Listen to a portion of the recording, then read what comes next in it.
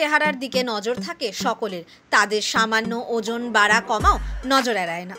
বিশেষত গত কয়েক বছরের ছবি শিকারীদের বারবারন্তে তারকা জীবনের খুঁটিনাটি রয়েছে আগ্রহীদের নখদর্পণে।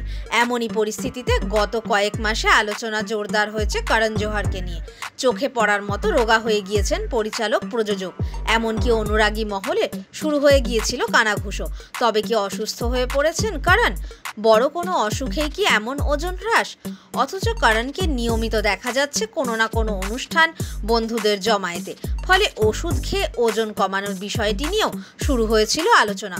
অনেকেই বলতে শুরু করেছিলেন দ্রুত ওজন কমাতে বিজ্ঞানের শরণাপন্ন হয়েছেন করণ। কিন্তু এবার সমালোচকদের মুখ বন্ধ করে দিলেন তিনি নিজেই। একই সঙ্গে আশ্বস্ত হলেন অনুরাগীরাও, অসুস্থতা নয় বরং পরিশ্রম করে মেদ ঝরিয়েছেন তিনি।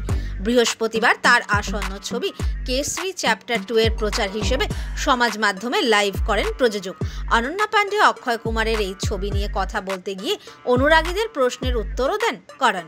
তখনই উঠে আসে তার সাম্প্রতিক চেহারার কথাও।